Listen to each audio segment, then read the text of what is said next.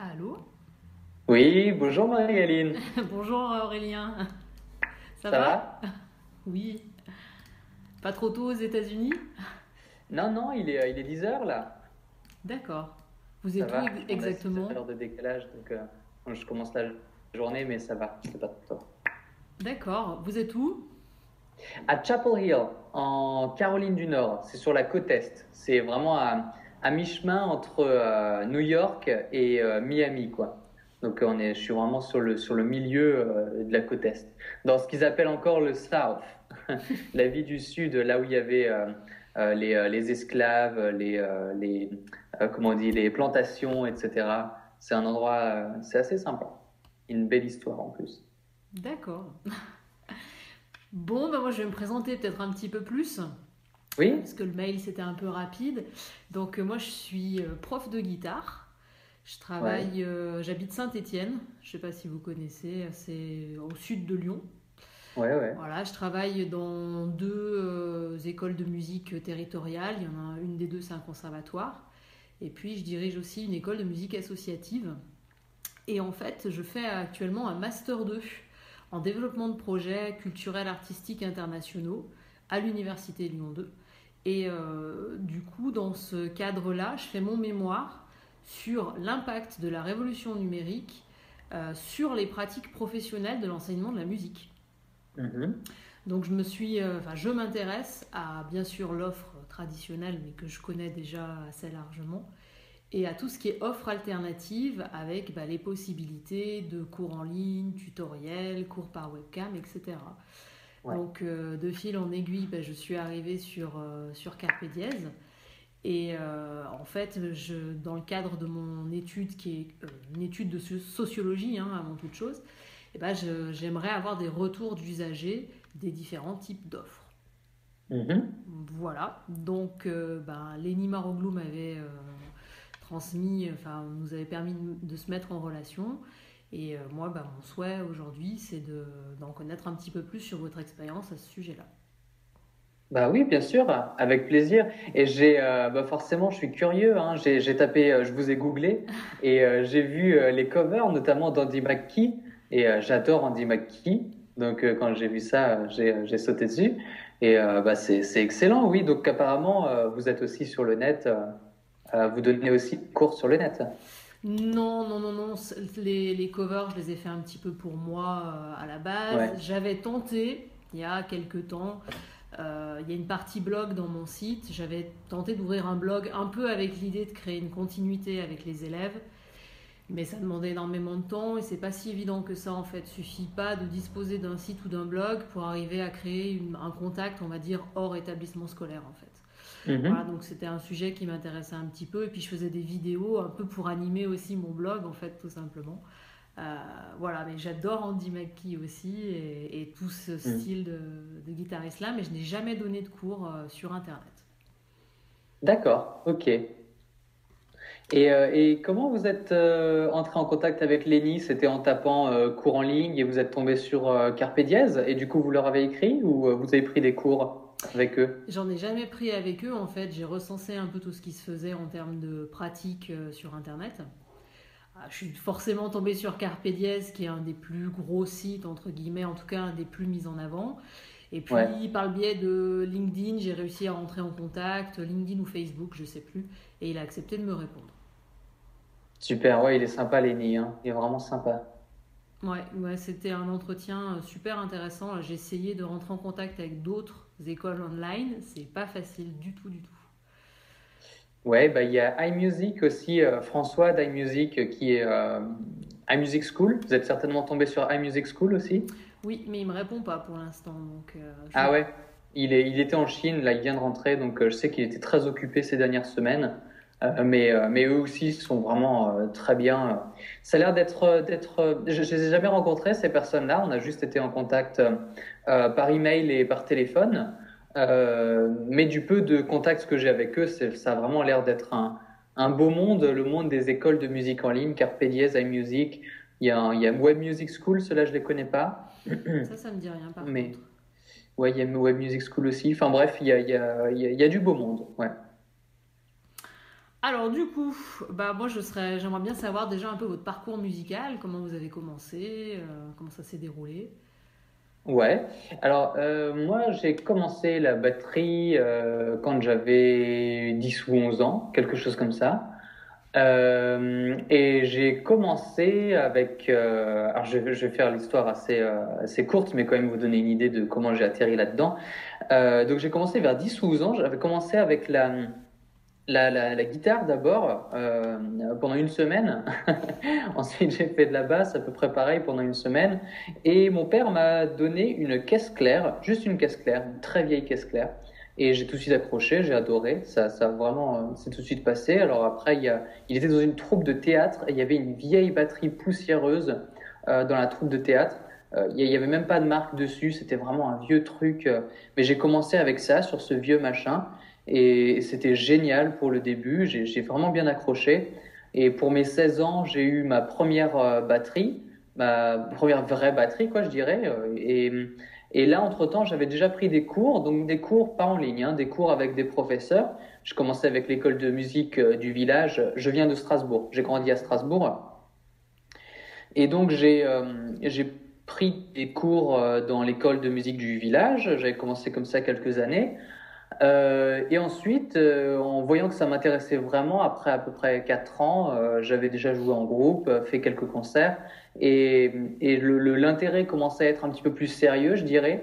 Et là, j'ai commencé à prendre des cours avec ADM, le fils de c'est Arnaud David Morellini, le fils de Monsieur Morellini qui était, je ne sais plus s'il est encore, directeur de la MAI, la Music Academy. International. Euh, ouais, je crois que c'est ça, Music Academy International à Nancy. Et donc une école assez balèze, quoi. Et c'était ça. Là, j'ai pris 2 ans avec cet homme, avec ADM, Arnaud David, et c'était vraiment un niveau au-dessus, quoi. Là, j'ai vraiment vu quelque chose ce que c'était que des vrais musiciens, des personnes qui vraiment sont passionnées par ça, ont un esprit ouvert. Euh, un esprit très ouvert par rapport à la musique. On travaillait autant du jazz, funk, de la samba. Il m'a fait découvrir la samba. J'ai adoré la samba. Et moi, je suis un gros fan de métal aussi, de musique très violente. Et il était hyper ouvert aussi à travailler du métal. Alors vraiment, on était travailler du métal, la samba et tout. C'était génial. C'était vraiment une très très belle expérience. Et ensuite, je suis parti en Australie. J'ai tout quitté pour partir en Australie un certain temps. Donc j'ai quitté l'université, etc. Et là, je fais toute l'histoire. Hein, ça donnerait une idée de ma personnalité aussi. Après, si je vais trop dans les détails, vous Non, il m'arrêtez, n'y hein, a pas bien de sûr. souci. Et donc en Australie, je suis parti. Donc j'ai quitté ma batterie, vu que en Australie, j'ai amené un pad. J'ai acheté un pad et des baguettes. J'étais allé à la baguetterie pour demander les baguettes les plus légères qu'ils avaient pour voyager léger. Je leur demandais ouais, c'est quoi les baguettes les plus légères que vous avez. Et du coup, je me suis baladé j'ai fait du pad, voilà. Et en Australie, je pense que j'ai eu une grosse prise de conscience en étant loin de l'instrument, de me dire ça me bouffait quoi. J'ai voyagé pendant 6 mois en Australie. Et pendant 6 mois, vraiment, le pad, c'est bien pour garder les poignets, pour pas avoir les poignets rouillés. Mais j'étais vraiment en manque. Il y avait vraiment un gros manque et une grosse prise de conscience de me dire, à cette époque-là, j'étais à un moment de ma vie aussi où professionnellement et émotionnellement, donc j'avais 18 ans, j'avais aucune idée de ce que je voulais faire de ma vie. Et j'étais paumé. Pour faire simple, j'étais paumé. Un petit peu avant, il y avait une rupture amoureuse qui était plutôt douloureuse. Mes études, je savais pas quoi faire. Enfin, j'étais vraiment paumé. Et la batterie a un petit peu été la révélation. C'est le truc que j'avais depuis un bout de temps et avec lequel j'avais jamais perdu de passion, qui m'avait toujours redonné cette motivation, cette énergie, etc. Donc il y avait comme une révélation quoi, de me dire, bah, en fait, ce qui est stable chez moi, c'est la batterie. Il y a d'autres choses, mais en tout cas la batterie, ça fonctionne bien. Je suis rentré parce que j'ai été accepté dans une école de communication. J'ai fait un BTS communication, ensuite une licence pro publicité. Donc rien à voir avec. Enfin, je continue à faire de la batterie. J'ai fait quelques petits enregistrements. J'ai joué en groupe encore, voilà. Et Et ensuite, après ça, j'ai commencé à travailler dans une agence de pub, ce qui ne m'a pas du tout plu. Le monde de la publicité enfin, c'est un monde de chiens, quoi, hein, pour faire simple. Et ça m'a vraiment pas plu. J'étais vraiment pas en accord avec moi-même. Et j'ai été repéré par un coach qui s'appelle Alexis Santin, qui est le fondateur de Nouvel Homme. Alors, je vais vous envoyer Nouvel Homme. Nouvel Homme. Voilà. Donc Alexis Santin, c'est un coach français qui a fondé le site Nouvel Homme, qui est un site de développement personnel. Est-ce que vous êtes familier avec cette notion de développement personnel, de coaching? Pas vraiment. Pas vraiment, d'accord.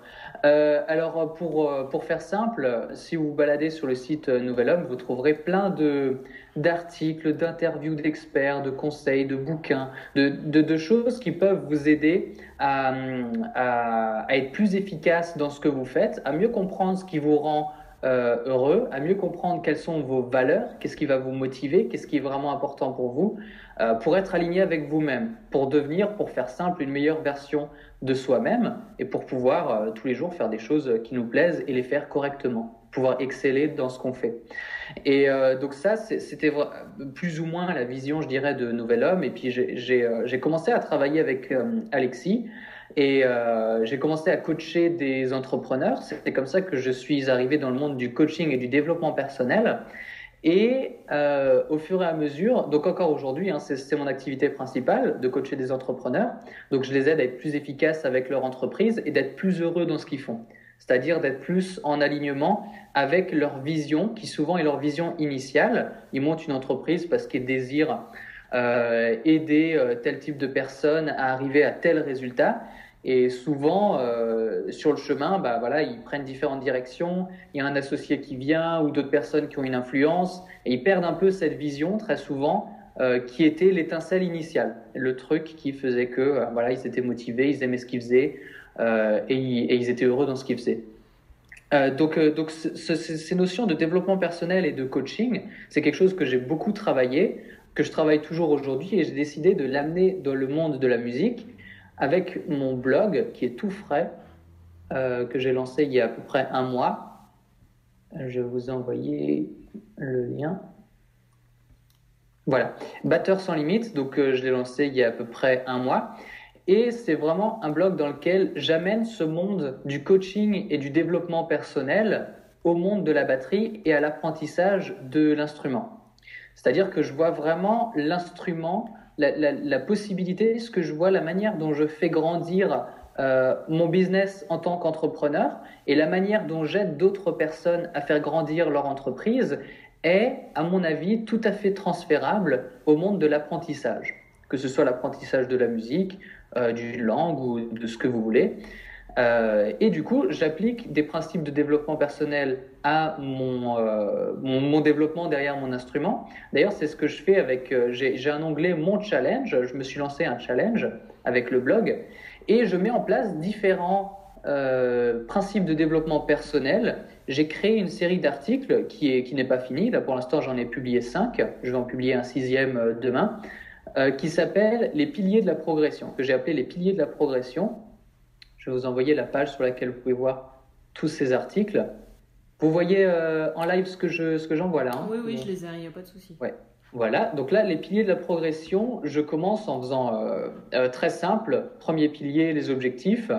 Deuxième pilier, le plan d'action, le pourquoi, le feedback, l'environnement. Et là, le 6e, alors là, ce sera parfait pour les musiciens, c'est la pratique délibérée. Vous connaissez cette notion, la pratique délibérée? Pas vraiment. J'entrerai en détail du coup dans l'article que je ferai. C'est une notion qui a été, si je peux dire, démocratisée par Geoff Colvin, qui est un Américain qui s'est intéressé à qu'est-ce qui fait que certaines personnes excellent dans ce qu'elles font et que d'autres non, alors que potentiellement elles peuvent avoir le même nombre d'années d'expérience, par exemple. Il a écrit un livre qui s'appelle Talent is Overrated, donc littéralement le talent est surestimé, et dans lequel il a fait pas mal de recherches pour arriver à la conclusion que en fait, les scientifiques, ça fait des décennies qu'ils recherchent le talent, et ce qu'on appelle le talent, plein de personnes disent, voilà, certaines personnes ont un talent, sont capables de jouer de la guitare, de la batterie, très facilement, d'autres, ça va prendre plus de temps. Et en fait, le constat, c'est que ça fait juste des dizaines d'années qu'on cherche le talent et qu'on l'a pas trouvé. Et donc, ce qui est un petit peu sous-entendu dans le livre, c'est le talent n'existe pas. En tout cas, s'il existe, on l'a pas encore trouvé. Et s'il existe, c'est pas ça qui fait que des personnes excellent dans ce qu'elles font. Alors j'entrerai en détail dans cette notion de pratique délibérée pour voir la pratique délibérée, c'est plus ça qui va faire qu'on devient excellent dans ce qu'on fait. C'est différentes techniques en fait pour travailler son instrument et qui sont autre chose que simplement se poser avec sa guitare et faire ses gammes ou quelque chose. C'est toute une réflexion sur comment est-ce que je fais pour devenir meilleur à mon instrument, qu'est-ce que je veux faire exactement derrière mon instrument, etc. Donc voilà, ça c'est la pratique délibérée. Je vous enverrai dès que j'aurai fait l'article, comme ça ce sera bien ordonné, etc. Ça pourra vous intéresser. Et donc j'amène ces notions de développement personnel et de coaching dans le monde de la batterie. Et mon but, c'est vraiment ça, d'amener toutes ces notions de coaching, de motivation. Pour moi, la motivation est à la base de l'apprentissage, et d'amener toutes ces notions dans le monde de la musique. Et je le fais sur Skype. Les personnes avec qui je travaille, donc c'est sur Skype, toujours, comme ça, hein, comme le rendez-vous qu'on est en train de faire. On entre en contact à travers Facebook, le site, que ce soit Nouvel Homme. J'ai des musiciens qui sont venus du site Nouvel Homme. Et le but, forcément, est de faire pareil avec mon blog de batterie, de faire une plateforme sur laquelle les batteurs se réunissent et de les aider à avancer, à s'améliorer derrière leur instrument et à ouvrir leur esprit. Est-ce que ça a du sens? Oui, oui, tout à fait. Tout à fait. Ok. Donc voilà je pense que j'ai un peu résumé là, comment est-ce que je suis arrivé, qu'est-ce qui me motive avec la batterie, comment je suis arrivé à faire de la batterie et pourquoi est-ce que maintenant je veux continuer cet apprentissage et d'une manière tout à fait en ligne. Et en fait, pour moi, l'apprentissage en ligne, c'est pas vraiment quelque chose que j'ai recherché en soi, dans le sens où c'est très bien, ça me convient. Je préférerais avoir ma batterie et avoir des personnes en face de moi avec leur batterie et qu'on puisse faire en même temps les trucs, voilà, ça ce serait l'idéal. Mais une de mes valeurs principales, c'est la liberté, c'est cette capacité de bouger partout, de vivre partout. Et aujourd'hui, je vis à Chapel Hill. On parlait avec ma femme, on va peut-être aller à Lisbonne dans les mois à venir, parce que pour l'instant, ma femme est française aussi, et on ne sait pas encore exactement combien de temps on va pouvoir rester aux États-Unis pour des questions de visa. Et la prochaine étape, c'est peut-être Lisbonne. Et pour moi, c'est vraiment fondamental d'avoir cette capacité de bouger partout. Donc l'apprentissage en ligne, pour moi, c'est simplement une manière d'ouvrir si je peux dire, mon école de musique, d'ouvrir en tout cas, de partager mon savoir avec tout le monde, de ne pas être limité à donner des cours aux personnes qui sont dans ma ville et de pouvoir vraiment toucher tout le monde et de pouvoir continuer à vivre ce qui est important pour moi, vivre là où je veux, travailler quand je le désire et pas quand il faut, par exemple 8h, 18h ou quand les élèves sont disponibles, quoi, mais de pouvoir vraiment le faire quand je le désire. D'accord. Donc vous êtes arrivé aux États-Unis un peu comme ça, c'était pas... Alors les États-Unis, c'était parce que ma femme a trouvé un travail ici. Alors d'abord, elle avait fait un programme d'échange avec une université qui lui a permis de faire des études ici. Ça, c'était à la base la raison pour laquelle on a atterri. C'était en Caroline du Sud à l'époque. Et ensuite, elle a trouvé un travail en Caroline du Nord. Donc c'est parce que elle travaille elle est employée dans une entreprise américaine. Donc c'est ça qui a défini le lieu géographique pour l'instant, là où on est en ce moment. Et donc voilà ce qui a défini les États-Unis. Après, moi, j'adore parler anglais. J'aime beaucoup voyager. Et j'avais de toute façon, Strasbourg est magnifique, mais je comptais pas rester à Strasbourg toute ma vie. Et en allant en Australie, en partant en Australie, j'ai vraiment chopé le virus du voyage, quoi. J'ai besoin de bouger, de rencontrer des nouvelles personnes, de parler de nouvelles langues, de voir des cultures différentes, de la nouvelle bouffe, etc. J'ai besoin de toujours m'ouvrir l'esprit à des choses différentes et je pense que ça nourrit beaucoup ma créativité aussi. D'accord. Et alors du coup, Carpe Diez, Ouais, alors Carpe Diez, j'avais fait un cours avec eux et je crois que c'était quand je suis rentré d'Australie, c'était il y a quelques années quand même, hein.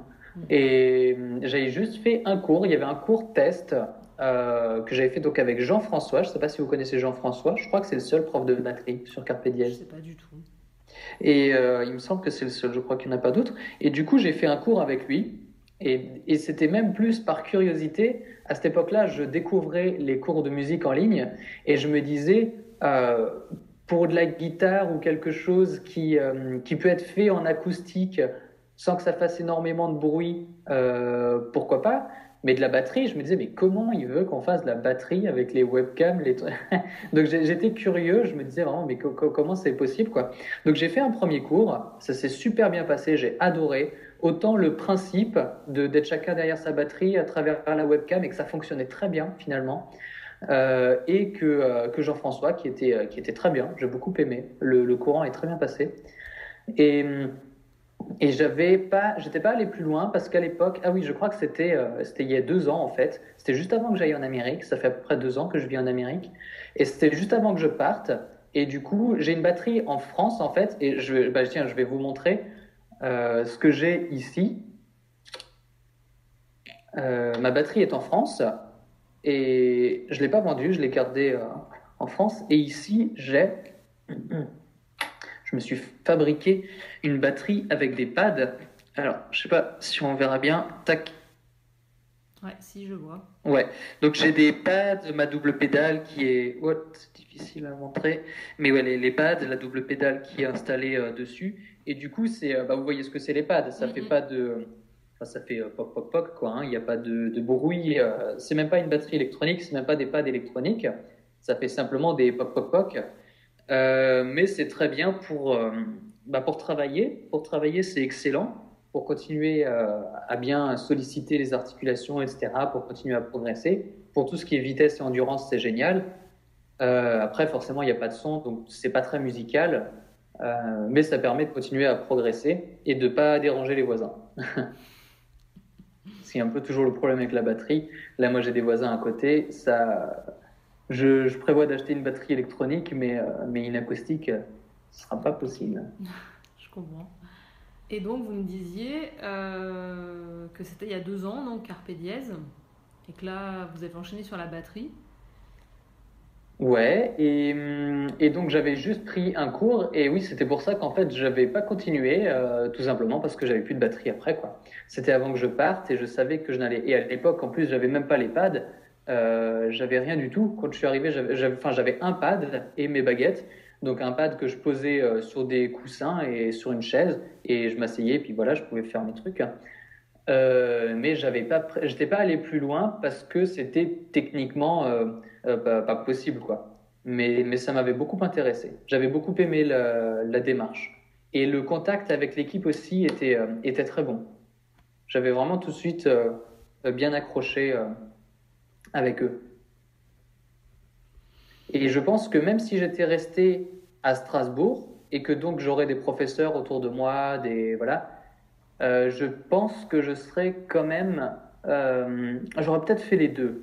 Euh, J'aurais peut-être fait une semaine, chercher à avoir un professeur, mais seulement une fois toutes les 2 semaines, que je verrai en vrai, et Carpe Diez une fois toutes les 2 semaines aussi, pour avoir chaque semaine un truc différent. Je pense que ouais, ça m'aurait bien plu de faire les deux. Je pense que c'est le fait d'avoir un professeur en face de soi, il y a quelque chose qui se passe qui est important et le travail du son aussi peut être bien meilleur. Bien que même avec la webcam, ça passait très bien. Et même si les micros que j'avais, c'était le micro de mon ordi, bon, bah forcément, hein, c'est pas une qualité studio. Mais même si le son n'était pas top, je ressentais ce qui se passait et ça fonctionnait bien. Je trouvais que ça fonctionnait très bien. Je ressentais quand même ce qui se passait. Donc je voyais très bien qu'on pouvait quand même travailler le groove, la musicalité, etc. Même avec un micro dégueulasse. Et là, je suis en train de me dire, de toute façon, si on écoute des enregistrements des années 60 ou même avant, la qualité, vraiment, ça grésille, etc. C'est pas pour autant qu'on ne ressent rien en l'écoutant. Donc je pense que la qualité qu'on peut avoir quand on est en face, c'est très bien, ouais, il y a quelque chose qui se passe, mais le fait de faire en ligne, alors je développe ce point-là parce que je me rends compte que c'est une des peurs que j'avais avant de prendre des cours en ligne. C'était de me dire, mais ça va pas sonner, il y aura rien du tout. Et en fait, bah oui, ça sonne pas aussi bien que si j'étais dans la même salle, mais c'est pas vraiment un problème. C'est pas quelque chose qui m'a bloqué. Et après, je pense que aussi d'avoir un professeur en vrai, en live, il peut plus facilement se déplacer autour de toi quand tu joues et donc voir, par exemple, si une position des mains, des jambes, du dos, difficile à la webcam. Souvent, on a un point fixe, l'ordinateur est posé et c'est un peu compliqué de le mettre ailleurs, etc. Surtout avec la batterie qui prend de la place. Moi, je me rappelle que j'avais un endroit où je pouvais poser mon ordinateur et je pouvais pas vraiment le mettre ailleurs. Contrairement peut-être au piano où on pourra mettre derrière, à droite, à gauche, ce sera peut-être un petit peu plus facile. Là, avec la batterie, c'était pas possible, quoi. Et donc en live, avoir un professeur en live, forcément, il verra des choses que le professeur à la webcam ne peut peut-être pas voir, du simple fait d'avoir un point de vue différent. Et sinon, sur Carpe Diez, qu'est-ce que je pourrais ajouter? Bah, donc, mon expérience était très limitée, hein. J'ai juste fait une session d'essai. J'ai vu que sur iMusic, donc un de leurs concurrents, ils ont beaucoup de vidéos en ligne. Il y a un espace, il y a un espace client quand on vient, alors un espace étudiant, je ne sais pas trop comment appeler ça, un espace étudiant qui est payant dans lequel on va avoir énormément de vidéos pédagogiques et aussi il y avait, comment il s'appelle, Farid, je sais plus comment, le batteur de Trust qui a fait beaucoup de vidéos qui expliquant comment il joue, quelles sont ses techniques, ses machins. Donc il y a des batteurs comme ça qui sont connus, qui ont fait des vidéos aussi. Et ça, bah, forcément, c'est une richesse, c'est quelque chose qui sera possible pour une école en ligne, qui risque d'être très compliqué pour une école en live, bien qu'ils puissent faire, bien sûr, des stages, par exemple. Ça, j'en avais fait plusieurs quand j'étais gamin, des stages d'une semaine où pendant une semaine, on est avec des artistes, des batteurs. Ça c'était vraiment génial. Effectivement, d'être en live, d'être immergé pendant une semaine, c'était vraiment génial. Mais tout ça pour dire que je pense qu'une école de musique en ligne aussi, ça permet de faire des choses comme des interviews, ça permet de divulguer une information qui sera plus dure à divulguer dans dans une école de musique en live, quoi. Que ce soit avec les interviews. Moi, c'est quelque chose que je prévois de faire aussi avec mon site, d'interviewer des artistes et aussi je cherche des batteurs qui veulent parler de l'actualité et qui sont ouverts à discuter ce qui se passe dans le monde de la batterie en ce moment, que ce soit les sorties de nouveaux matériaux, donc une nouvelle batterie qui utilise tel bois, qu'est-ce que ça change, qu'est-ce que qui que quoi, etc. Des personnes comme ça qui sont curieuses, qui sont ouvertes d'esprit et qui veulent partager leur idée. Est-ce que vous connaissez le podcast Split Screen? Non. D'accord. Alors ça, c'est Split Screen. C'est par rapport au cinéma. Je suis un grand fan de cinéma. Et Split Screen, c'est un podcast qui parle de la production d'un film. Ils ont fait plein de films. Ils parlent de Jaws, donc les Dents de la Mer, Predator, La Mouche, Indiana Jones, etc. Ils en ont fait plein. Et dans lequel ils vont parler de toute l'étape de production du film. Ils vont dire, bah voilà, le scénariste, il a écrit ceci, cela, parce que ceci, cela, et puis il a appelé le réalisateur, ils ont fait ça ensemble, un peu comme les bonus d'un DVD. Si vous regardez les bonus d'un DVD, si ça vous plaît, Split Screen, c'est les bonus d'un DVD, mais en audio et en 2 fois plus poussé. Il y a des émissions qui durent 3 heures, ça va vraiment très très loin. Ils parlent des maquilleurs, du directeur de casting, etc. Et j'ai adoré cette vision vraiment de ce groupe de passionnés qui décortiquaient un film pour aller en profondeur, voir vraiment qu'est-ce qui a fait que ce film a existé, quels ont été les challenges pendant la production du film, etc. Et j'aimerais trouver des personnes qui sont aussi passionnées par la batterie, qui aimeraient aussi faire ce genre de choses, décortiquer un album par exemple, ou la discographie d'un artiste, ou ou le jeu d'Andy McKee, quelque chose comme ça. Bon, là, moi, ce serait plutôt pour la batterie. Mais l'idée, ce serait ça, vraiment, par exemple, de se dire comment est-ce que Andy McKee il fait pour avoir ces percussions et ce tapping sur des guitares acoustiques et que ça sonne comme ça. Enfin, c'est quand même rare. Alors, je ne suis pas guitariste, mais j'ai rarement vu des guitaristes qui faisaient aussi bien sonner un tapping sur une guitare acoustique. Et ce serait, par exemple, un sujet que j'adorerais traiter et traiter en profondeur. Et faire ça avec un site, c'est très facile. Le faire avec un podcast, comme là, par exemple, on pourrait enregistrer cet appel et après, je pourrais le mettre en ligne. Et c'est quelque chose qui est très facile à faire. Et forcément, avec une école de musique, on pourrait organiser une conférence, etc. Ce serait très bien. Mais il n'y a pas ce côté, je peux avoir une banque de données avec, tiens, l'interview de tel artiste. Comment fait Andy McKee pour avoir telle technique, etc. Vous voyez ce que je veux dire? Tout à fait.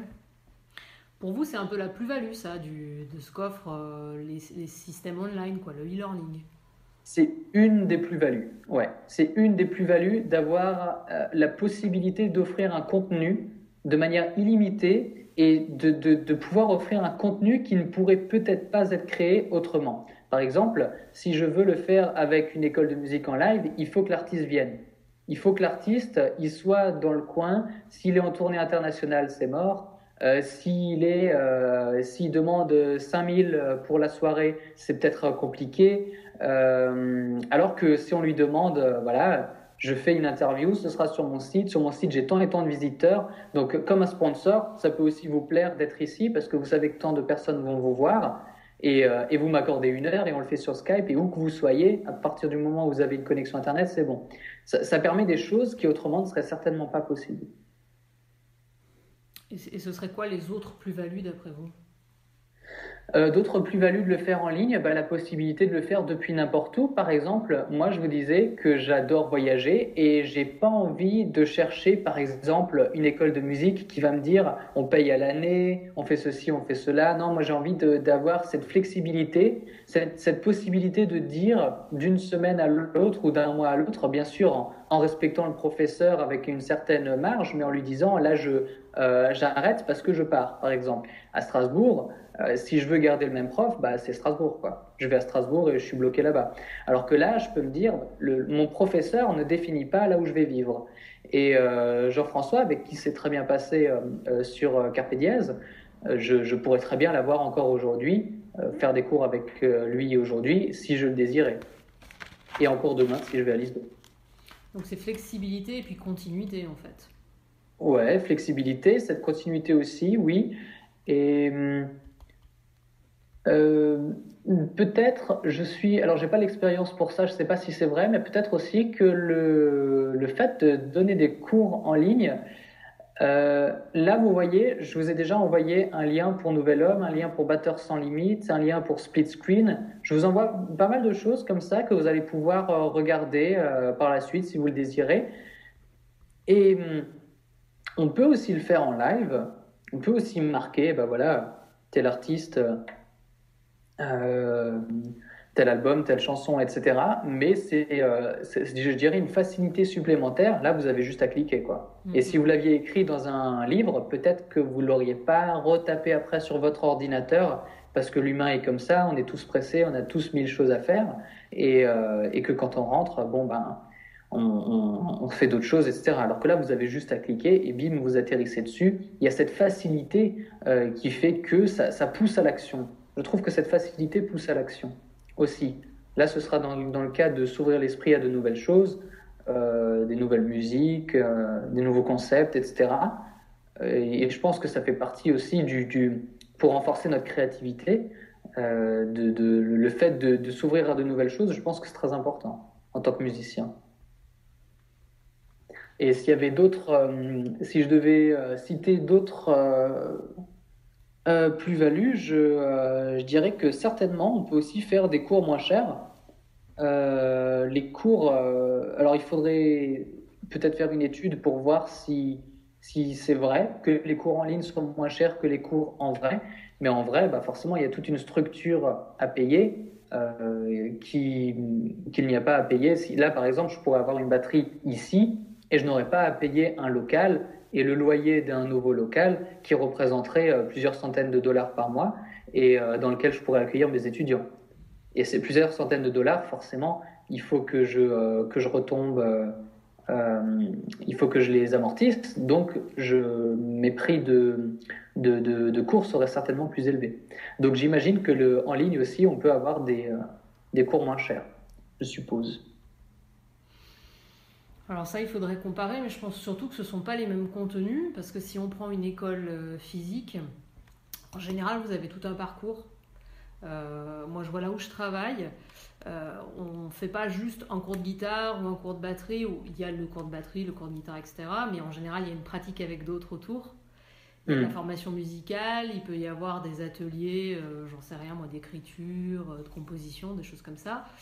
Donc je ne sais pas si les offres sont vraiment comparables en tant que telles, notamment sur la base du prix. Ouais. Ouais. Je pense que ce ne sont pas les mêmes contenus. Et justement, vous qui êtes passé par de l'enseignement un peu traditionnel au départ, puisque vous m'avez dit être allé dans une école à Strasbourg, est-ce que, alors vous avez fait qu'un cours en ligne, mais quelque part vous avez une pratique professionnelle par rapport à ça. Est-ce que c'est vraiment comparable? Est-ce que une école de musique en vrai, une école de musique en live, notamment par rapport au fait de jouer à plusieurs, est-ce que c'est vraiment la même chose? Ouais, non, c'est pas la même chose, c'est différent et clairement, je n'avais pas pensé à ce point-là et vous faites très bien de le dire. La deuxième école, le deuxième professeur avec lequel j'étais, c'était une école de musique dans laquelle il y avait aussi basse et guitare. Et en plus des cours de batterie, on avait un cours en commun où on faisait des reprises. On avait repris du Lenny Kravitz et on jouait ensemble. Donc l'élève de guitare, l'élève de basse et l'élève de batterie, on jouait tous ensemble. Et il y avait le prof de guitare, prof de basse et prof de batterie qui étaient là. C'est clair qu'il y avait une synergie. Il y avait quelque chose qui se passait du fait d'être tous ensemble et ça permet de rencontrer d'autres musiciens, ça permet de jouer avec des musiciens et aussi d'entendre les conseils d'un prof de guitare et d'un prof de basse. C'est excellent d'être là en tant que batteur et d'entendre les autres musiciens aussi en parler, d'avoir des visions différentes. Ça n'a pas de prix, clairement. Donc pour les écoles de musique qui ont plus d'un instrument, donc qui ne sont pas juste un professeur chez qui on va aller, mais qui ont plus, comme ça a l'air d'être le cas là où vous êtes, ça c'est une plus-value énorme. Ça c'est vraiment énorme. Et ça, l'avoir en ligne, ça me paraît compliqué. Même si je trouvais quelqu'un qui faisait la même chose que moi pour la guitare, et du coup on pourrait faire comme un partenariat et mélanger plus ou moins nos élèves de batterie et de guitare.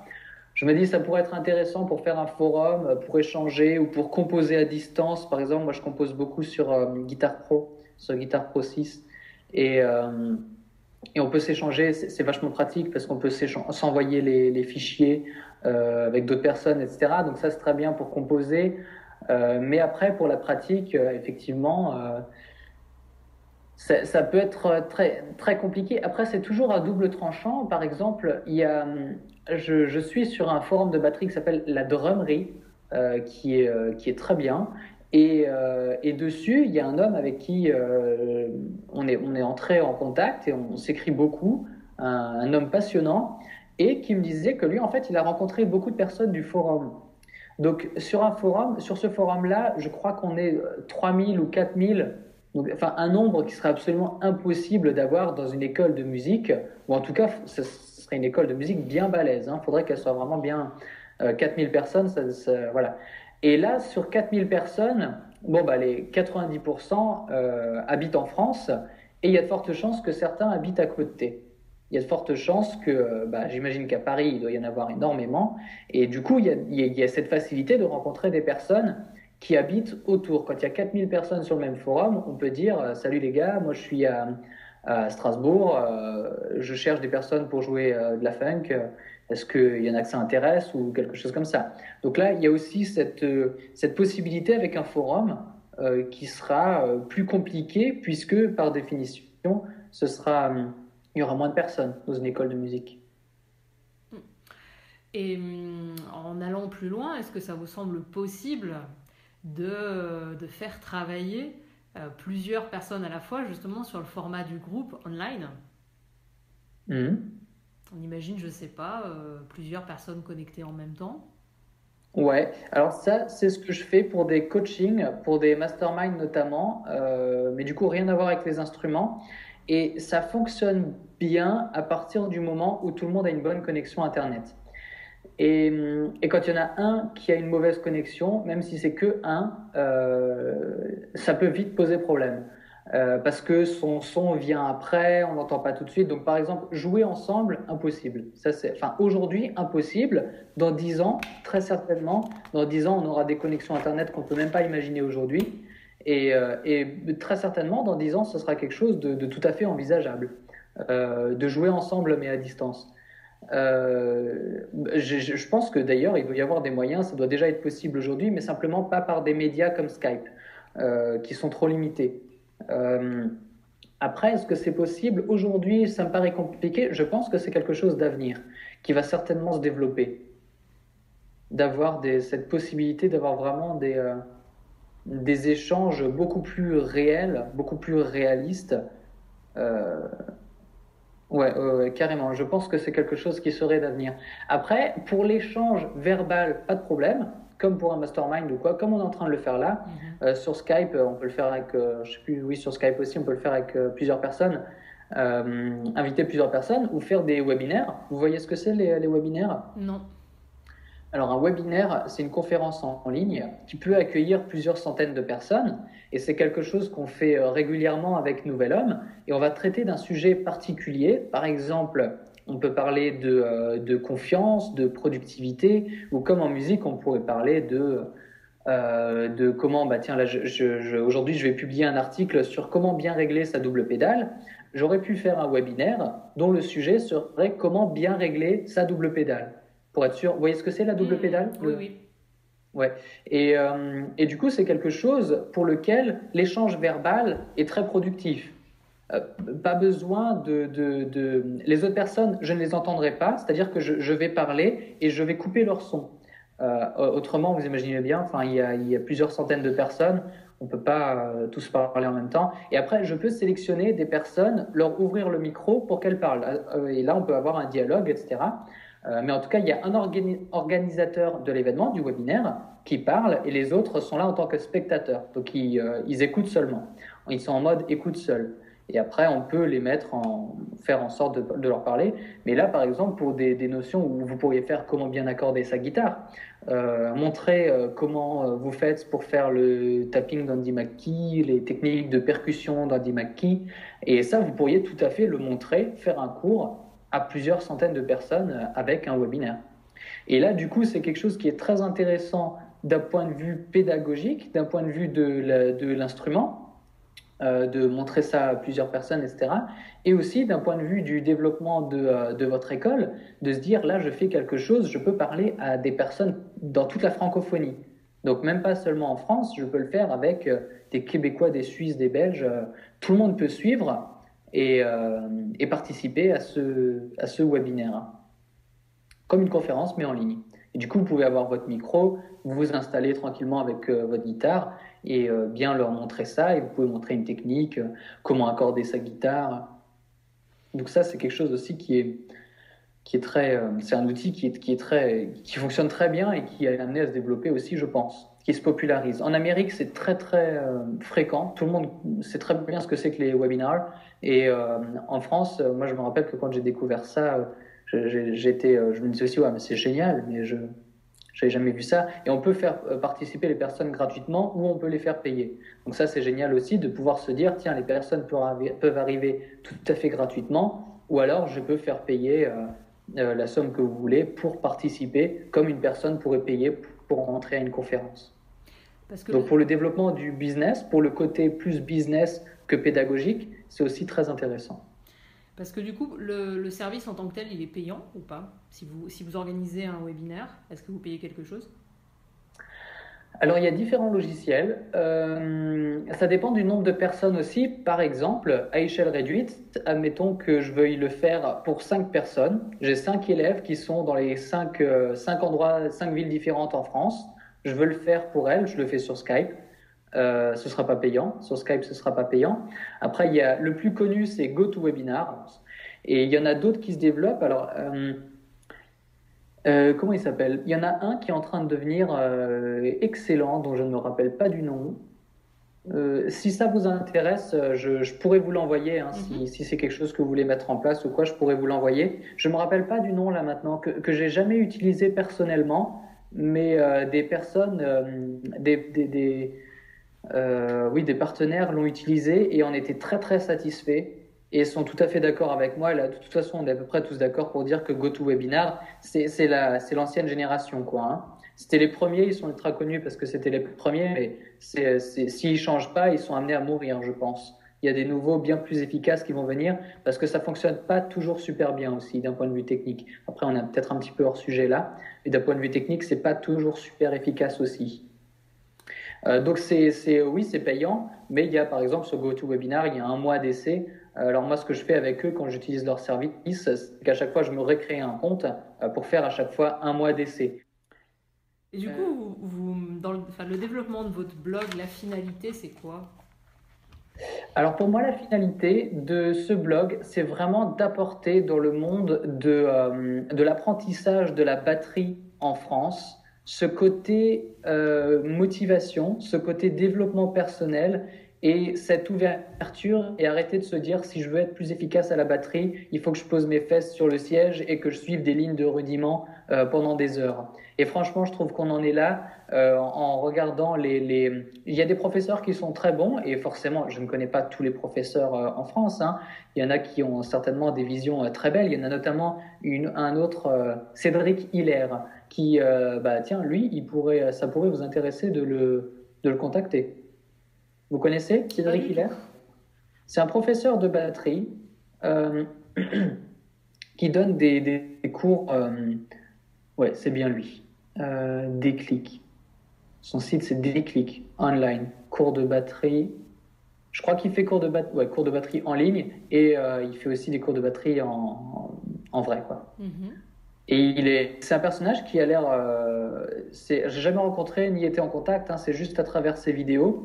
Il a une très belle énergie, il est drôle, c'est un personnage qui est amusant et je pense que ça doit être très motivant de travailler avec lui. Et il a une approche qui est très pédagogique, qui donne envie d'aller derrière l'instrument, etc. Pourquoi avons-nous Contrairement à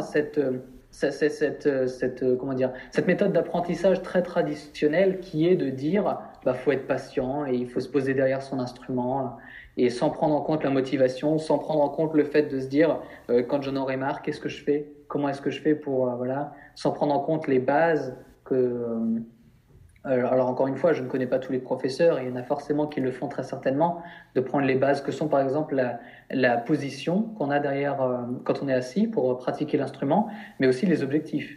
Il y a les bases qui vont être physiques, tout ce qui est position, et il y a les bases qui vont être aussi mentales, qui sont la motivation et le fait de se fixer des objectifs, de savoir ce qu'on veut, de clarifier ce qu'on veut. Après, ce que je vous dis là, mon discours est assez orienté intermédiaires et plus, c'est-à-dire pas des débutants, pas des personnes qui viennent tout juste de commencer, à moins qu'elles soient tout de suite sérieuses par rapport à leur progression. Je ne cherche pas vraiment à apporter du contenu que vous allez pouvoir lire en 2 secondes pour amuser, juste pour passer le temps comme ça. Je vais le faire, c'est quelque chose que j'ai envie de faire aussi, comme par exemple des articles qui seraient 4 batteurs qui m'ont influencé ou 3 breaks à jouer pour faire je sais pas quoi. Des choses comme ça qui peuvent être lues très rapidement, très facilement. Je pense le faire, mais c'est pas sur ça que je veux me consacrer. Je veux être avec des personnes qui sont sérieuses par rapport à leur progression, qui sont sérieuses par rapport à ça, mais qui ne le prennent pas au sérieux. C'est-à-dire pas des personnes qui se prennent la tête par rapport à ça, mais qui veulent devenir de bons batteurs. Que ce soit simplement pour le plaisir ou que ce soit en tant que professionnel. Ça peut être les deux. Mais je suis pas très, très intéressé par le fait d'aider des débutants à bien commencer. Je ne pense pas être la meilleure personne pour faire ça. Il y en a d'autres qui le feront bien mieux que moi. Et ce que vous développez, est-ce que c'est quelque chose que vous pourriez faire dans une école traditionnelle, par exemple? Ouais. Je pense que oui, vraiment. Mais encore une fois, plus. Alors, je pense que vous avez, on a dû remarquer que j'aime bien parler et que j'aime beaucoup quelque chose qui m'apporte énormément de satisfaction, qui me rend vraiment très heureux, c'est de voir que les gens, que j'apporte quelque chose de différent aux personnes et que je leur permets de changer leur comportement pour vivre quelque chose de meilleur. Par exemple, que ce soit avec leur position, je me verrais bien dans une école de musique, voilà, travailler avec eux, leur montrer comment gérer telle ou telle technique, comment faire ceci, cela. Je ne suis pas un grand technicien, je ne pense pas. Cédric Hiller, par exemple, en batterie, est 10 fois mieux que moi, et 10 fois meilleur que moi, et un très bon pédagogue. Mais c'est vraiment ce côté coaching et développement personnel que j'apporte qui va permettre d'aider n'importe quelle personne à partir du moment où elle est sérieuse par rapport à sa progression. Donc, encore une fois, je souligne ça à partir du moment où elle est sérieuse. Une personne qui s'en fout, qui vient parce que ses parents veulent qu'il fasse de la batterie, ça va pas marcher. C'est mort. Mais une personne qui est sérieuse, qu'elle ait 8 ans ou 50 ans, c'est la même chose. À partir du moment où elle est motivée, où c'est ce qu'elle veut, je m'adapterai pour lui apporter, pour lui faire voir quelles sont les limitations particulièrement mentales qui peuvent la bloquer, qui peuvent l'empêcher d'aller plus loin, qui peuvent l'empêcher de progresser. D'accord, parce que c'est super intéressant et c'est vrai qu'on aborde rarement les choses sous cet angle-là dans l'enseignement traditionnel de la musique, Ouais. comme vous l'avez dit. Bon, bah, on a l'impression qu'il y a souvent des passages obligés, il faut faire comme ça. Alors c'est vrai qu'il faut aussi faire de la technique, il faut aussi y consacrer du temps, mais le mental, c'est quand même quelque chose d'important et la façon dont on se sent avec son instrument et dans son parcours, ça joue aussi beaucoup, hein. Si on vient complètement dégoûté à l'école de musique, ça n'a pas Ouais. beaucoup de sens au final. Est-ce que vous qui avez connu l'enseignement traditionnel, est-ce que c'est ce qu'on fait en France, est-ce que c'est quelque chose qui vous semble être pris en compte ou pas du tout? Est-ce que le mental est quelque Oui, chose qui semble être pris en compte? est-ce que ce que vous développez, ce qui vous intéresse vous, est-ce que vous trouvez que c'est pris en compte? Alors, comme je vous le disais, j'ai eu une vision quand vous parliez de mon premier prof de batterie qui était très sympa. Alors, je dirais que ce serait plus un pote qu'un prof de batterie. C'était un homme très sympa, mais j'ai pas énormément évolué. Et même lui-même l'a avoué, il m'a très vite dit faut que tu ailles dans une autre école et que si tu veux te développer en tant que batteur, mais c'est un homme avec qui ça se passait très bien. Et avant moi, il y avait un autre élève qui s'en foutait complètement de la batterie. Et comme je vous disais, il était très jeune et en plus, il y a plus de 10 ans. Je sais pas, c'était une personne qui devait avoir 10-11 ans peut-être. Et ça se voyait il venait en traînant les pieds, voilà, il tenait ses baguettes et son bouquin, il arrivait, il n'avait pas bossé les exercices qu'il fallait travailler. Alors ça, je vais revenir dessus sur le il faut.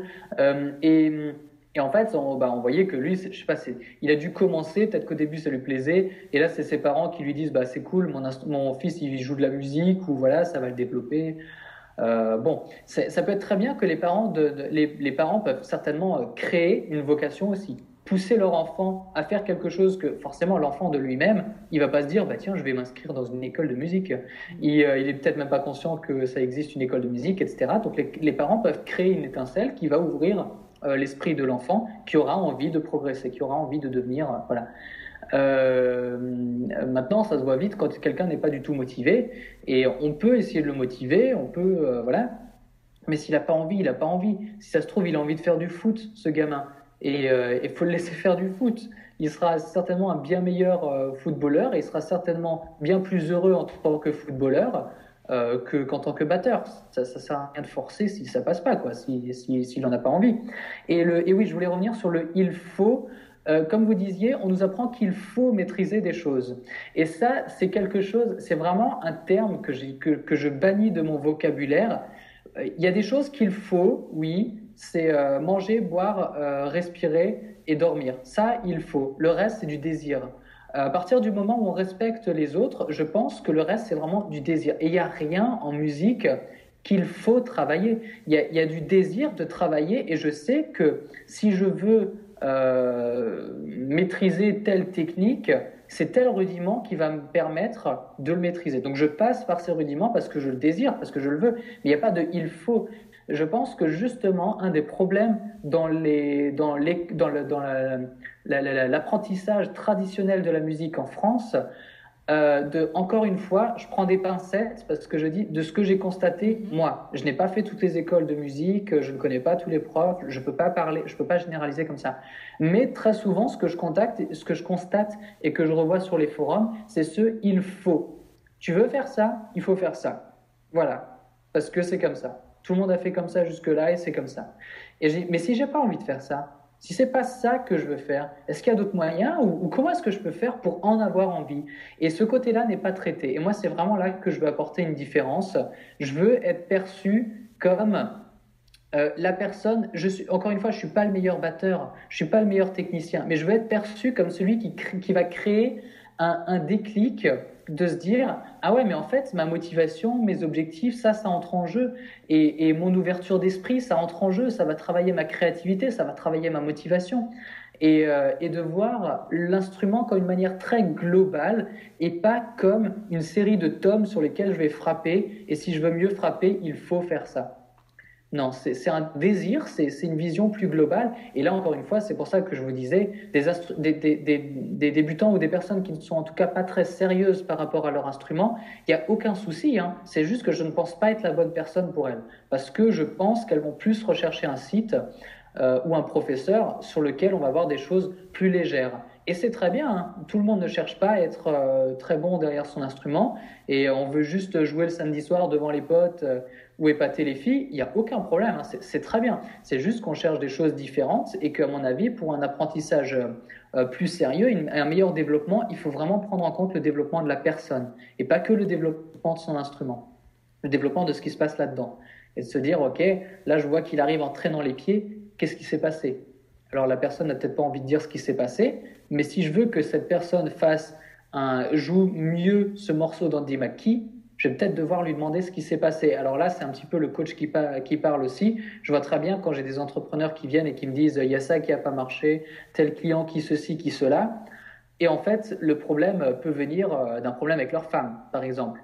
Alors, on a une liaison très particulière entre coach et client qui font qu'ils vont me livrer ce genre de choses et que c'est mon métier de les écouter par rapport à ça et de les aider à mieux gérer leurs émotions par rapport à ça. Forcément, là, je vais loin. Avec un élève en musique, on va pas forcément lui demander tiens, je vois que tu traînes les pieds, tu t'es fait lâcher par ta nana. On va pas, voilà, l'élève n'a pas forcément envie de venir dans le côté intime, mais moi c'est quelque chose que j'aimerais beaucoup. Et là je parle de coaching one-on-one. Je parle de coaching que j'aurai avec des personnes, avec un batteur seul. Et pas sur le site en expliquant des choses pour tout le monde. Non, ce sera pour des personnes qui veulent aller plus loin. Et là, s'ils veulent que je les aide au maximum, plus elles sont ouvertes, plus je les aiderai. Plus elles sont capables de me dire ce qui ne va pas, ce qui les bloque, ce qui les retient, que ce soit au niveau d'une mauvaise position des baguettes ou d'une engueulade qu'ils ont eue avec leur compagne la veille, tout est lié. Je pense que vraiment tout est lié. Et pour rebondir sur ce que vous disiez par rapport au fait de il faut faire ci ou il faut faire ça, est-ce que vous ne pensez pas quand même qu'Internet et tous les outils numériques qui sont à disposition ne sont pas en train de bouleverser justement ce qui se passe au niveau de l'enseignement musical? J'entends par là que les élèves ont accès maintenant très facilement à plein de contenus qu'on n'avait pas avant, quand on n'a pas connu Internet, et que là, la position du professeur, elle est plus tout à fait la même. Ouais, clairement. Et je suis en train de me dire, quand vous dites ça, que le côté il faut, si quelqu'un n'est pas assez ouvert d'esprit ou n'est pas assez responsable, ça peut par exemple être le cas d'une personne très jeune, d'une personne qui commence la musique à 6-8 ans, et du coup, il y a peut-être des il faut qu'il faudrait mettre en place parce qu'elle n'est pas capable de prendre ses décisions par elle-même encore, parce qu'elle est trop jeune. Et qu'elle n'est pas encore assez responsable pour se dire voilà ce que je veux. Elle ne sait pas encore vraiment ce qu'elle veut, c'est encore voilà parce qu'elle est trop jeune. Ça, vous comprenez ce que je veux dire? Oui, oui. Et du coup, il y a peut-être un public pour lequel effectivement il faut faire des choses. Et oui, je pense que que Internet, tout comme à chaque fois qu'il y a un nouveau média, tout comme quand l'imprimerie a été inventée, ça a effrayé tout un tas de personnes qui disaient que tout le monde allait avoir accès à l'information, etc. Et c'est bien, c'est pas bien, ça plaît à certaines personnes, ça ne plaît pas à d'autres. C'était pareil avec Internet, ça revient et voilà, on se dit, bah, il y a Wikipédia, on peut tout savoir sur tout maintenant, tout connaître sur tout le monde. Et Google parle d'implanter des puces dans le cerveau qui permettraient d'être connecté à Internet, ce qui fait que même plus besoin d'un ordinateur. Il suffit de penser quelque chose pour trouver, par exemple, penser comment Andy Mackie fait son tapping, et bim, j'ai l'information qui vient directement dans mon cerveau. Oui, ça peut changer pas mal de choses et ça change forcément la place du professeur. Je pense que il y a des choses qui sont bien, il y a des choses qui sont moins bien. Par exemple, la puce dans le cerveau, c'est absolument effrayant, c'est très très effrayant. Mais Internet, c'est très intéressant. Je pense que le blog que je fais va intéresser beaucoup de personnes, tout comme vous pourrez regarder ce que fait Cédric Hiller, c'est génial. Et rien que le fait d'avoir des personnalités différentes, c'est-à-dire que mon professeur, par exemple, le dernier professeur que j'avais, en tant que musicien, je le trouvais très ouvert. Comme je vous disais, on a travaillé la samba, le jazz, le métal. C'était super intéressant. En tant que musicien, il était très ouvert. En tant qu'humain, ça passait beaucoup moins bien. Euh, je le trouvais assez fermé et assez. Il était notamment très proche de ses sous et c'était chiant. Et c'était vraiment chiant de le voir à chaque fois, de se dire oui, alors, t'as apporté mon chèque pour les cours de ce mois-ci et tout ça. Et alors que tout était toujours payé en avance et tout ça, des choses comme ça qui cassaient un peu le rapport et qui forcément influent sur ma musique. Quand le premier pas que je mets dans la salle avant de jouer, il pose tout de suite une question par rapport à l'argent, bah, ça me saoule. Et du coup, forcément, ça va influencer la manière dont je vais jouer par la suite. Donc, différentes personnalités, différentes personnes, ça peut être très intéressant. Et je pense que le rôle du professeur est de s'adapter à ça en sachant tirer du professeur, donc live, du professeur en vrai, quoi.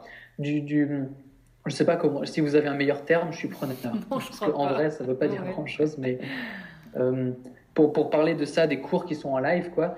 Et je pense que le professeur doit s'adapter s'il le désire continuer à être, à avoir le meilleur rôle possible.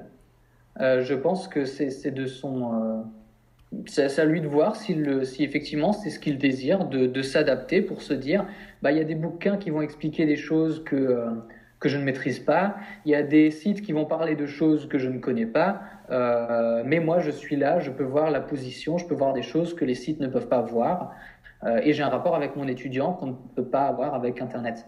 Donc je pense que le professeur, s'il veut continuer à être le plus compétent possible, va devoir s'adapter à ça en l'utilisant. En l'utilisant, c'est-à-dire que, par exemple, il pourrait se dire, bah tiens, moi j'ai travaillé la position, etc.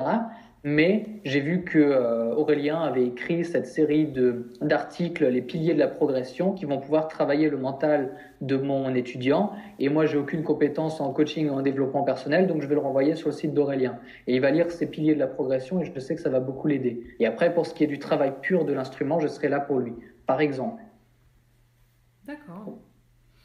Et par rapport justement à notre modèle d'enseignement qu'on a en France, et même peut-être plus généralement, comment vous voyez l'avenir de l'enseignement de la musique par rapport à toutes ces déferlantes d'outils numériques, de possibilités, de nouvelles situations d'apprentissage?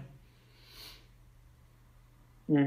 Bah, la première chose qui me vient à l'esprit là, c'est que je me dis que les passionnés vont continuer à développer des choses passionnantes et être créatifs, et ceux qui sont là sans trop savoir pourquoi ou parce qu'ils sont professeurs depuis 20 ans et qui ne se voient pas faire autre chose de leur vie ou quoi, vont continuer sans forcément apporter quelque chose de nouveau et vont peut-être se plaindre du fait que sur Internet, on voit des choses qui ne sont pas toujours de bonne qualité, etc., ce qui est tout à fait vrai, mais on voit aussi des choses de très bonne qualité.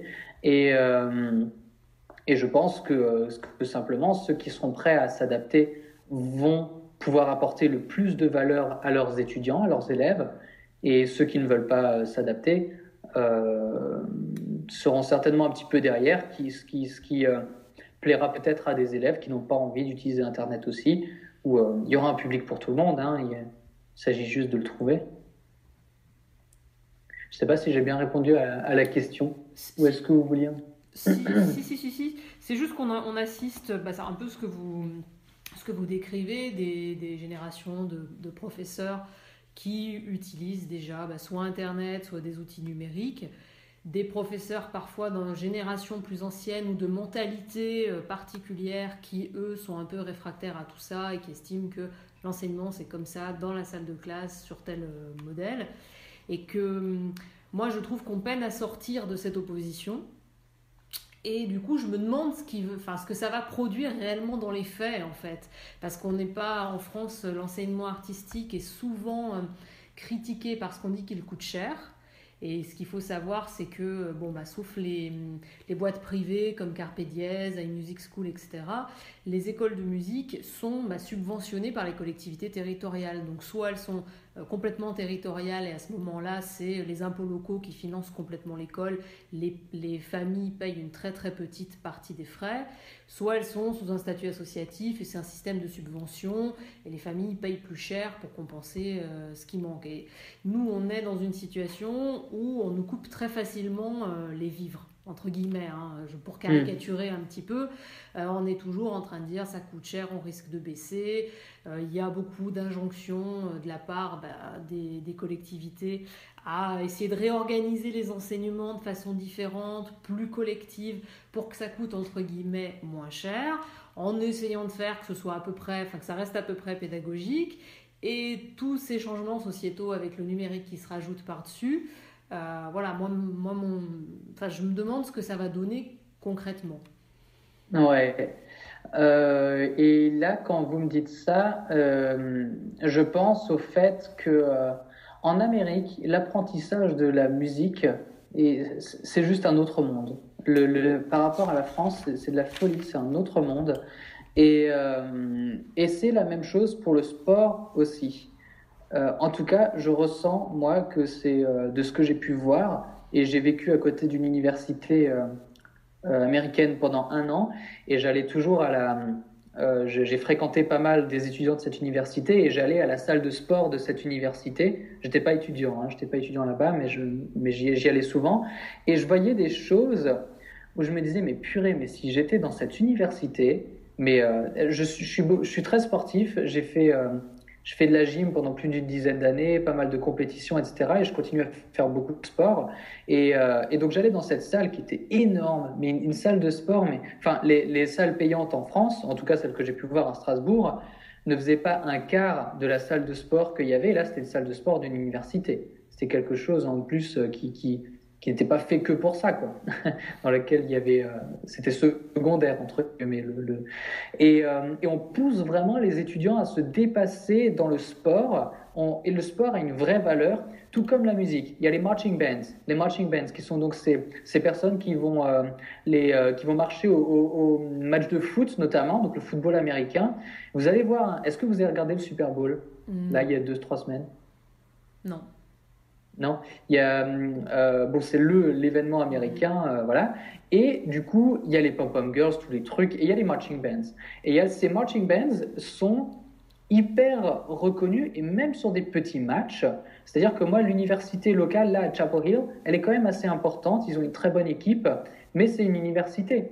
Il faut s'imaginer, en France, c'est une université avait une équipe de sport. On ne parle pas de professionnels, on parle d'amateurs, de personnes qui commencent, qui sont bons, qui se font repérer, mais qui sont les joueurs de l'université. Et il y a des marching bands, même pour ces personnes-là. Il y a des musiciens de l'université aussi, qui viennent et qui font leurs trucs, les caisses claires, les grosses trompettes, les machins. Et c'est génial, ça jette une ambiance, c'est génial. Et ça se voit que ils sont fiers d'avoir leur marching bands, ils sont fiers d'être dans une marching band, etc. Alors que j'ai le sentiment qu'en France, c'est vraiment vu comme un loisir, et que si tu veux être musicien professionnel, t'es bien mignon, mais il va falloir chercher un vrai travail. Et c'est vraiment ce que je ressens avec la distance. Et quand vous me dites ça par rapport au fait que la plupart sont subventionnés par l'État à partir du moment où c'est public, où c'est que c'est pas privatisé, etc. Et je pense que ça souligne bien cet état d'esprit, que c'est pas vu sérieusement. Et s'il n'y a pas assez d'impôts qui permettent de le subventionner, va y avoir un problème. Je pense que ça témoigne bien du fait que c'est pas pris très sérieusement en France, de la part très certainement du gouvernement et de la majorité des personnes. J'aimerais bien avoir votre avis là-dessus, mais en tout cas je vois qu'en Amérique c'est pris 10 fois plus sérieusement, Et quand quelqu'un veut être footballeur professionnel ou musicien professionnel, il a des infrastructures, des professeurs et des moyens qui vont être mis à sa disposition qui sont même pas imaginables en France. Comme je vous disais, la salle de sport, par exemple, et de voir la team locale, la team donc l'équipe de l'université, de sport de l'université. Je me disais, mais je pense que moi, je me serais peut-être même pas inscrit dans un club privé en dehors, et j'aurais certainement fait partie de l'équipe d'athlétisme de mon université. Et j'en aurais été fier. Parce qu'ils viennent avec leur drapeau, leur marchand, les marching bands. Comment est-ce qu'on ne peut pas avoir envie de faire partie de ce groupe? Parce que on est tous humains, on est des animaux, on vit en meute, et faire partie d'un groupe, ça nous fait du bien. Et ça, c'est très développé en Amérique. Ce côté, voilà, il y a le sport, il y a les marching bands qui vont avec. Et j'aurais adoré venir avec ma caisse claire pendant les matchs de foot et faire les trucs. C'est génial, c'est vraiment génial. Avec ce que vous me dites, fait que constater cette image que j'avais, qui est certainement un préjugé, mais qu'en France, c'est beaucoup moins développé, c'est pas vu sérieusement, quoi. Donc à part de manière privée, je dirais que publiquement, je ne sais pas s'il va y avoir un changement, mais j'ai pas l'impression que de manière publique, les écoles de musique aient un avenir très très radieux devant elles. Qu'est-ce que vous en pensez? Bah, je lis pas dans une boule de cristal, mais c'est vrai que c'est une source d'inquiétude. Voilà, le monde est en mouvement, donc la façon dont on transmet la musique doit l'être aussi quelque part. Il y a eu beaucoup de Ouais. changements et je pense, à titre personnel, qu'on est très très en retard. Alors il y a des très grandes disparités, hein. Il y a beaucoup d'initiatives qui sont menées quand même justement sur l'utilisation du numérique ou sur l'utilisation d'autres pédagogies. Mais ça reste très hétéroclite, ça dépend aussi des moyens qui sont mis à disposition, ça dépend comment les structures s'organisent. Puis vous savez, le système de subvention, c'est un peu un système entre guillemets aussi de cahier des charges. Donc il y a des choses à mettre en place, il y a des contraintes, on ne fait pas non plus comme on veut, quand on veut, pour pouvoir être subventionné. Après, Mhm. la musique en France, ça s'organise avec un schéma directeur qui s'appelle le schéma national d'orientation pédagogique, qui est émis par le ministère de la Culture. Et pour vous donner une idée, le dernier schéma en date date de 2008. Donc en 8 ans, il s'est passé un nombre de choses considérables.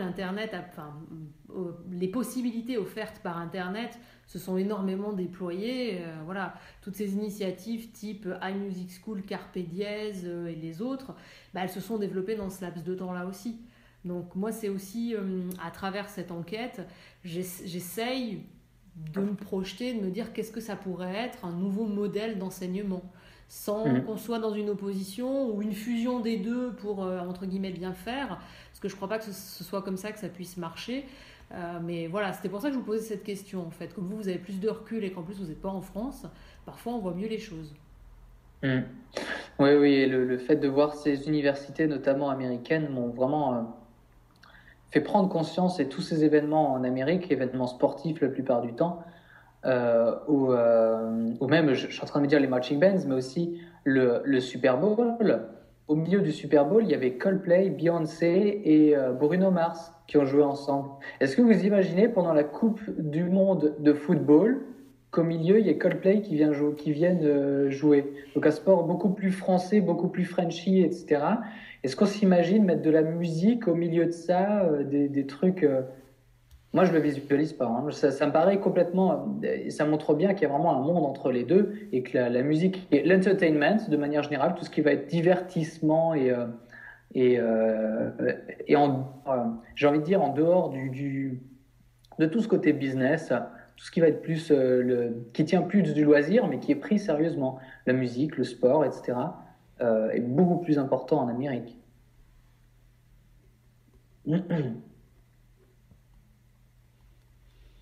Et souvent on dit que les changements viennent de là, des États-Unis, du Canada, et du coup c'est intéressant aussi de l'entendre. Parce que sur le e-learning, par exemple, les Américains ont commencé ça bien avant nous. Enfin, Ouais. il me semble, hein. Ah oui, oui, oui, c'est clair. Et ce que je vous dis que je veux faire en France, alors en Amérique, je ne vois pas de personnes qui ont fait exactement la même chose, c'est-à-dire qu'ils prennent vraiment ce côté développement personnel et coaching au cœur de l'apprentissage. J'en ai pas vu qui font ça, mais il y a une chaîne qui s'appelle Drumeo. Vous parlez anglais? Oui. Et Drumeo, enfin, je vais vous envoyer le lien tout de suite. il donne aussi je sais, il donne exactement des cours comme en one-on-one, avec la personne directement en face, comme pendant un Skype. Mais il y a beaucoup de leçons en ligne, de choses qui sont accessibles, et vraiment, vous pourrez voir leur chaîne YouTube aussi. Là, je vous envoie le site et la chaîne YouTube. Alors, il doit avoir un lien sur le site, là, j'imagine. Voilà, YouTube. Et Drumeo, c'est génial. C'est vraiment génial. Ils font des interviews. Bon, alors là, ils sont gros. Hein. C'est une très, très, très grosse entreprise. Ils ont les meilleurs batteurs du monde qui passent. Enfin, c'est juste de la folie. Tous les mois, il y a un nouveau batteur qui passe, qui est les batteurs qui font la une de Batteur Magazine, quoi. Donc, enfin, c'est vraiment tous les grands passent à Drumeo. C'est vraiment devenu une institution énorme. Et c'est passionnant. Ils ont vraiment développé quelque chose de passionnant et entièrement online. Donc, d'ailleurs, je suis une formation de blogueur en ce moment. D'ailleurs, encore de la formation en ligne, mais là, du coup, tout à fait business. Et la personne qui fait la formation, qui s'appelle Olivier Roland, qui est un des premiers blogueurs en termes de succès et dans le temps aussi, un des premiers blogueurs français, et dit quand vous choisissez le sujet de votre blog, alors prendre sa passion et regarder s'il y a déjà quelque chose qui existe sur le sujet dans des blogs anglophones. Donc au début de la formation, il dit bien ça, regardez, analysez si dans la sphère anglophone, ça existe déjà. Et si ça existe déjà, c'est très bon signe. Parce que c'est sur la sphère anglophone que les déclics sont créés, que ça se passe, qu'il y a des nouveautés, etc. Et je le vois aussi pour le style, je me suis beaucoup intéressé au métal. Et le métal, on a beaucoup de choses en France qui sont très intéressantes, et en Europe, dans les pays nordiques aussi. Il y a des groupes qui ont créé des mouvements, qui ont créé des choses très importantes. Mais sinon, enfin, les trois quarts des groupes viennent des États-Unis. Et les mouvements qui sont créés, etc., ça vient des États-Unis, quoi. Et question naïve, comment ce site, par exemple, Drumeo, fait pour vivre? Alors, comment Drumeo fait pour vivre? Principalement avec de la vente de programmes, c'est-à-dire que il y a toujours un schéma pyramidal. C'est-à-dire que vous avez je vais vous montrer très simplement. C'est ce que je fais avec mon site aussi d'ailleurs. C'est qu'il y a toujours ce schéma pyramidal qui est, imaginez-vous, les personnes arrivent au bas de la pyramide, donc les prospects, et elles ont quelque chose de gratuit. Par exemple, moi, je leur offre 3 vidéos. Si vous voyez sur mon site, je leur offre 3 vidéos que je mets en place pour progresser plus rapidement, ou je leur présente ce que je mets en place pour progresser plus rapidement et rester motivés. Donc, ils peuvent s'inscrire à la newsletter gratuitement, ils ne payent rien du tout, et ils ont accès, il y a ce cadeau, ils ont accès à quelque chose, à du contenu tout à fait gratuitement. Et donc là, ils arrivent au bas de la pyramide, ils ont présenté un intérêt pour ce qui est fait, et ensuite, on peut monter un petit peu et faire différentes offres. Par exemple, il peut y avoir différents paliers. Donc là, c'est là où il y aura le plus de monde, des personnes qui veulent ce qui est gratuit. Comme partout, les gens veulent tous que ce soit gratuit. Ensuite, ils arrivent à la première étape qui pourra être, par exemple, je dis n'importe quoi, j'en suis pas encore à ce moment-là dans mon blog, mais c'est l'étape suivante, de proposer quelque chose de payant, mais qui ne soit pas cher. Par exemple, ça peut être comment apprendre à faire un bon break dans n'importe quel style de musique. Ça pourrait être des vidéos que j'ai déjà tournées à l'avance, que je vais vendre, et je pourrais vendre ça 17 €, par exemple. Et voilà, la personne arrive au premier palier. Il y en a qui vont se dire « Ah non, 17 €, je n'ai pas envie de les mettre, je ne sais pas ce que ça vaut, je ne sais pas ce que voilà. » Mais en gros, 17 €, à peu près tout le monde à 17 € peut mettre 17 €. Il y a beaucoup de monde en tout cas qui peut se le permettre, c'est pas un problème. Donc là, il y aura un petit peu plus de monde, mais moins que les personnes qui veulent ce qui est gratuit, forcément.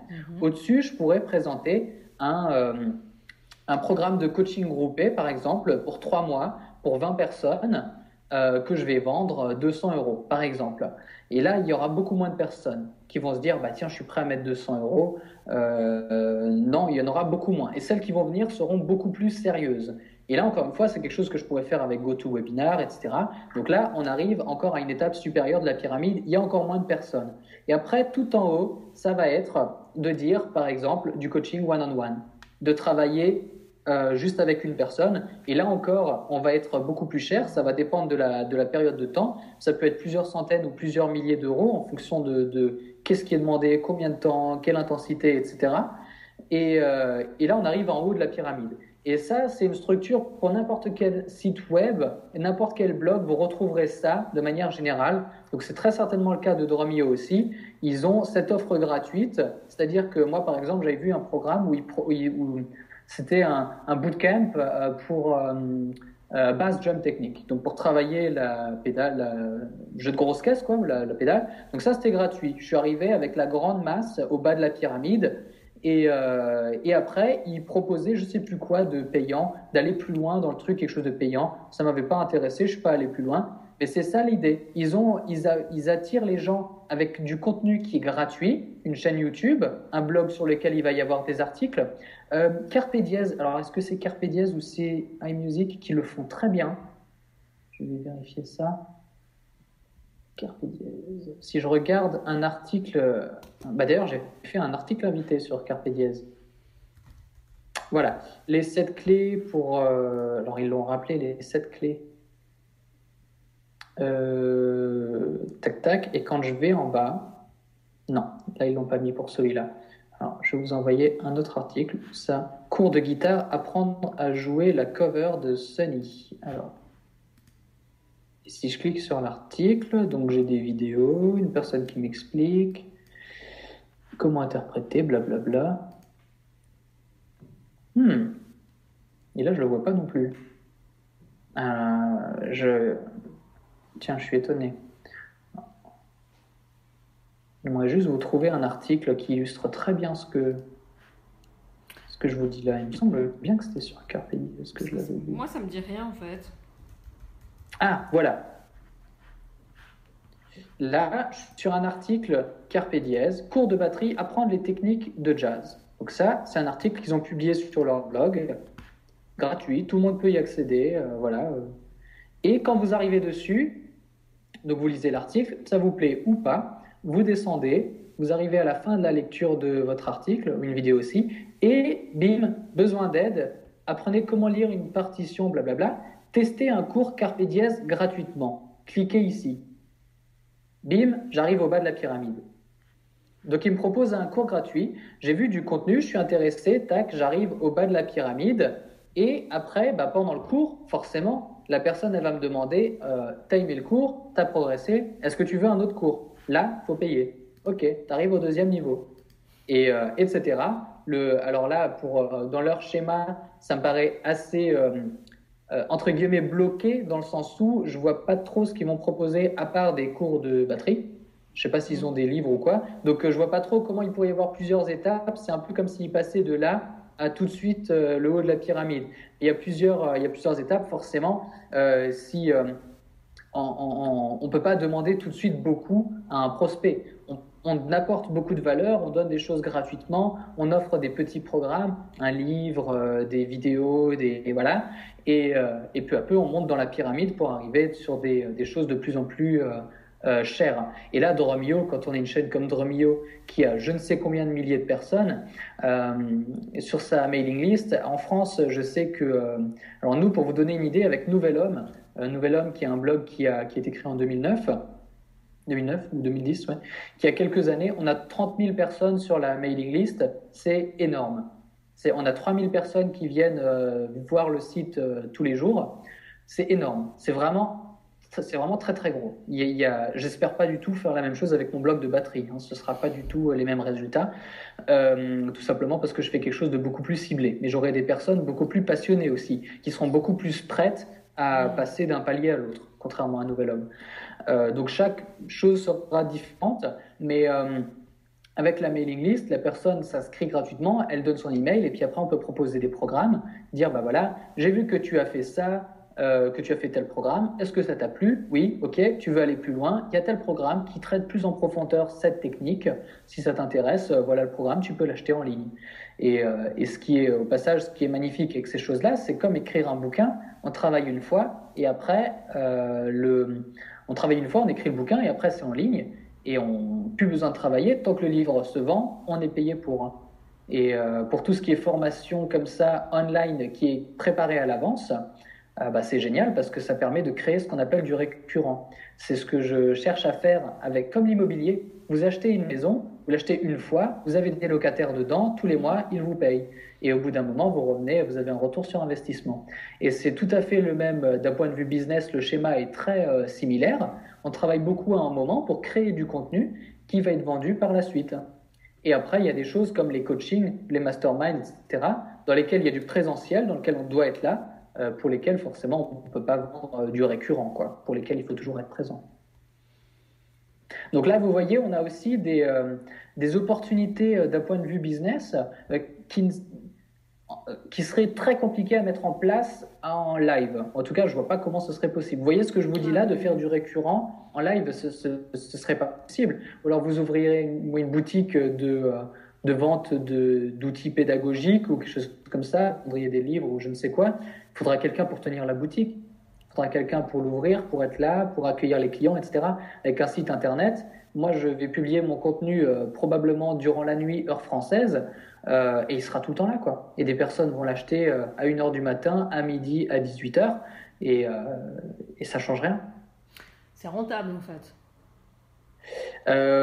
Oui, c'est rentable. Alors après, peut-être que là, comme je vous le dis, ça paraît assez facile, je dirais. C'est pas facile, hein. Faut pas croire qu'on crée quelques contenus, voilà, ça intéresse les gens. Ça se fait vraiment pas comme ça. C'est du travail c'est quelque chose qui se fait sur plusieurs années, qui ne se construit pas comme ça. Et même une fois que vous le construisez, c'est pas sûr que les personnes vont vouloir acheter vos produits. Donc, tout comme si vous écrivez un livre, vous pouvez écrire un livre aujourd'hui, hein, voilà, n'importe qui peut écrire un livre et le distribuer de manière indépendante. Ça demande à s'accrocher, etc. Mais c'est tout à fait possible, vous pouvez le faire. Est-ce que les gens vont l'acheter? C'est une autre question. Oui, c'est juste que c'est très intéressant parce qu'on n'a pas en France, je pense qu'on n'associe pas trop développer un business avec du culturel. Sauf vendre des spectacles, par exemple. L'industrie du spectacle. Mais pour ce qui est de l'enseignement, bon, à part les sites qu'on s'est dit qui sont un peu nouveaux sur le marché, nous, on a vraiment cette conception de on va avoir un professeur dans une école. On n'est pas dans l'idée de faire de l'argent en vendant un contenu qui serait de l'enseignement, de la guitare, de la batterie, du piano. C'est des choses qui ne vont pas de pair, en fait. Et en même temps, c'est hyper intéressant. Parce que ça offre des possibilités à l'enseignant qu'il n'aura pas dans une école physique. Absolument. Et je suis en train de me dire, ce serait quand même bien triste qu'un professeur qui est probablement très bon dans ce qu'il fait soit amené à quitter son rôle d'éducateur, son rôle de professeur de musique, parce qu'il n'est pas satisfait financièrement ou d'un point de vue business, etc. Ce serait quand même bien triste qu'il arrête de faire ce qu'il fait et qu'il fasse quelque chose qui lui plaise peut-être moins, parce que ça correspond plus à ses attentes professionnelles. Et encore une fois, là, je pense qu'on vient aussi à une autre limite qui est très présente en France, que j'ai pas voulu accepter pendant longtemps. Je me disais, tiens, en France, tout le monde dit que les gens sont bloqués par rapport à l'argent, etc. L'argent, c'est mal. Et pendant un bout de temps, je me disais, c'est cliché et tout. Quand j'étais en Australie, que je voyais d'autres personnes, j'ai voyagé en Angleterre aussi, pas mal en Europe. Et pendant longtemps, j'étais bloqué à me dire, voilà, et maintenant, enfin, que je vis à l'étranger, je me dis vraiment, si, c'est pas un cliché. Les Français ont vraiment un problème avec l'argent. Et c'est dommage parce qu'il y a peut-être des personnes qui auraient envie et qui feraient quelque chose d'excellent en développant un business autour de la musique, autour du culturel. Et ça peut autant être bien pour eux, dans le sens où peut-être que c'est là qu'ils se développeraient le plus, qu'ils seraient le plus heureux, et pour leurs étudiants, parce que ça peut leur permettre d'offrir des services moins chers et des services différents qu'on peut peut-être pas trouver ailleurs. Ça peut les pousser à être créatifs, à construire des choses nouvelles aussi. Et là, on parlait justement de l'avenir de l'éducation musicale en France. Si justement il y avait moins ce problème lié à l'argent, lié à la culture, c'est pas sérieux, c'est blablabla, bah peut-être qu'on aurait quelque chose de beaucoup plus développé en France. Enfin, je pense aussi, après il y a aussi la formation des enseignants, comment dire, les habitudes aussi qui ont été prises. Notre modèle d'enseignement, il est très très ancien. Donc c'est vrai que pour sortir de l'aspect culturel, c'est pas évident aussi. On considère beaucoup on considère encore beaucoup par endroit et selon les personnes, les établissements, le professeur comme le maître. Et le maître qui dispense son savoir dans une école, en face à face avec un élève. Et du coup, cette sorte de démultiplication sur Internet, c'est aussi une façon de... c'est vendre ce qu'on fait au sens littéral du terme. Et c'est une façon aussi de, comment dire, de ne pas entretenir le mystère. Ce qui se passe avec tel élève à tel moment, c'est unique. Alors que si vous vendez un contenu, ça ne l'est moins, sauf s'il est personnalisé, bien sûr. Ouais. Oui, sauf quand on est dans du one-on-one, quand on est dans du... Voilà, Mais bien pour sûr. ce qui est du contenu préenregistré, ouais, là, tout à fait, y a plus du tout ce côté mystère. Oui, tout à fait. Et moi, je trouve ça très intéressant parce que je me dis, être professeur de batterie, ça m'intéresse, mais juste pas du tout, quoi. Hein, d'être au sens dans une école de musique, comme l'ont été les professeurs que j'ai eus. Dans ce sens-là, ça ne m'intéresse pas. Dans un sens, venir dans des écoles euh, où comment dire, comme le MAI par exemple, venir dans des écoles où les personnes qui viennent sont très intéressées, donc où je sais que les personnes auront des questions pertinentes, sont vraiment intéressées par ce qu'elles font, etc. Ça me plairait déjà beaucoup plus. Mais j'ai pas envie, j'adore le côté rédaction de mon blog, j'adore écrire des articles. Donc cette partie de mon business, je l'aime énormément et j'ai envie de la garder. Et j'aime aussi voir, bah tiens, qu'est-ce qui crée des clients? Qu'est-ce qui fait que des personnes sont plus prêtes à acheter ça plutôt que ça? Ça témoigne d'énormément de choses, comme par exemple, quelles sont les tendances musicales? Quel style de musique fonctionne le mieux? Quelles personnes sont plus prêtes à acheter pour ça ou pour ça? Est-ce que les personnes sont plus prêtes à acheter un programme pour leur apprendre à faire des breaks ou pour leur apprendre à groover? Est-ce qu'ils sont plus prêtes à acheter quelque chose qui va leur apprendre à en mettre partout et à être un showman incroyable où on verra que lui sur scène il y aura que le batteur, ou alors plutôt quelque chose qui sera tout en finesse, qui nourrit vraiment, qui sert au service de la musique. Ça, c'est des questions qui m'intéressent beaucoup aussi, et ce serait, ouais, on peut aussi le savoir en étant professeur, je pense. Mais ça m'intéresse beaucoup de voir, tiens, qu'est-ce qu'ils seront plus prêts à acheter, qu'est-ce qu'ils veulent, qu'est-ce qu'ils recherchent. En effet. Moi, j'ai fait le tour de mes questions. Je veux pas vous prendre plus de temps parce que je vois que ça fait déjà 1h34 qu'on vous parle. C'était vraiment super, super intéressant. J'espère que vous avez apprécié aussi la discussion. Ah oui, oui, je suis pas amené à pouvoir parler de ce genre de choses très souvent. Ouais, c'était vraiment passionnant. J'étais en train de me demander, est-ce que vous l'avez enregistré à tout hasard? Oui, oui. En fait, j'enregistre tous les entretiens que j'ai pour pouvoir les retranscrire par écrit. Je pourrais vous l'envoyer. Je peux même vous envoyer le MP3 si vous voulez, hein.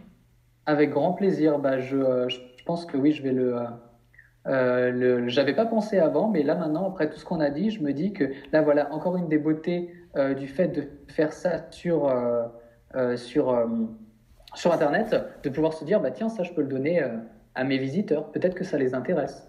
Et de savoir, bah tiens, quel est l'avenir d'entendre de personnes passionnées. Comme je vous parlais de split screen, c'est un peu la même chose qu'on a fait là par rapport à l'avenir en France de l'éducation musicale. Et si nous, ça nous intéresse, ça veut dire qu'il y a très certainement d'autres personnes dans le monde qui se sont intéressées par ça. Et ça, voilà, ça m'excite là. Vous voyez, je suis content de me dire, je vais pouvoir mettre ça en ligne si vous êtes d'accord, hein, bien Oui, sûr. oui, il n'y a Et pas il de y a souci. d'autres personnes qui sont intéressées. Pas de problème, je vais vous l'envoyer, c'est avec grand plaisir. Et puis, si ça vous intéresse, alors moi, je suis au début de mon travail. Le mémoire, je le soutiendrai qu'en septembre prochain. Donc, je ne suis pas prête de l'avoir fini. Mais si ça vous intéresse, je vous enverrai aussi une copie de mon Ouais, travail. avec grand plaisir. Ouais. Et bah, merci d'avoir pris le temps de discuter avec moi. C'était vraiment super intéressant. Et puis, on aura peut-être l'occasion d'avoir d'autres échanges via ce canal, peut-être prochainement. En tout cas, Oui, bah bien sûr. Et je me disais, je vous ai, ça semble être assez nouveau pour vous, ce côté justement business en ligne. Si ça vous intéresse, dites-le moi, hein. Je serais heureux de vous aider, de faire un appel avec vous et tout à fait gratuitement de voir comment est-ce que vous, si ça vous intéresse, vous pouvez compléter vos cours avec votre blog ou quoi. je fais des formations là-dessus et ça fait plusieurs années que je travaille avec un blog assez fort. Donc je pense que si je peux vous aider avec ça, j'en serais heureux aussi. Eh ben volontiers, je vais y réfléchir. C'est vrai que c'est pas dans mes projets immédiats parce que je suis très très occupée, déjà par mon boulot, puis par mon Ouais, travail de recherche qu'il faut que je termine. Mais c'est vrai qu'en ayant commencé ça, ça m'ouvre des perspectives. J'avais essayé de faire, enfin c'est pas j'avais essayé, j'avais dans ce que je développe, moi ce qui me plaît beaucoup, j'ai un profil très polyvalent. Ce qui me plaît beaucoup, c'est la guitare folk, comme vous avez pu le voir si vous avez ouais. regardé certaines de mes vidéos. Et c'est un peu un contenu qui n'est pas forcément très développé dans les écoles de musique, ou en tout cas pas toujours bien développé, développé par défaut entre le classique et l'électrique, alors qu'il y a des répertoires et des façons de jouer qui sont quand même bien spécifiques. Et donc j'avais mis par écrit toute une méthode pour démarrer la guitare folk. Bien sûr, j'ai pas eu le temps de chercher des éditeurs, j'avais démarché un peu, ça a été des refus nets parce que je pense que le système est très compliqué à intégrer quand on connaît pas quelqu'un, qu'on n'a pas, voilà. Mm. Et là, de penser à tout ça, ça m'offre des perspectives sur quelque chose peut-être online, avec Ouais. pas que du contenu écrit, mais peut-être du contenu vidéo à un moment ou à un autre, quoi. Tout à fait, tout à fait. Et oui, oui, c'est bien. Je pense que ce travail de recherche, les échanges qu'on a et que vous aurez avec d'autres personnes, on plante des graines. Je vous dis ça, je vous lance l'idée, je plante une graine et puis un jour vous vous direz ah bah tiens, il y a ça qui m'intéresse. Et je suis toujours dans cette optique de me dire on peut tout demander à partir du moment où où bien sûr on est respectueux et poli, on peut demander n'importe quoi. Tout ce qu'on risque, c'est un non. Donc, si, quoi que ce soit, une fois, si vous sentez que si vous avez une question par rapport à ce que je vous ai montré, comment faire, comment Doremio peut marcher, etc., tout ce que vous risquez, c'est que je vous dise non, ce qui sera certainement pas le cas.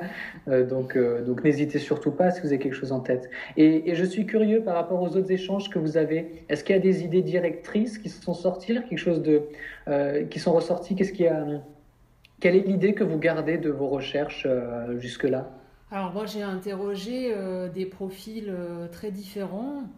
J'ai interrogé par exemple quelqu'un qui travaille dans un centre de formation des professeurs de musique qui travaille sur les outils, justement l'utilisation des outils numériques et qui elle pense que c'est super, qu'il y a un effet waouh, mais que derrière ça c'est pas forcément toujours efficient.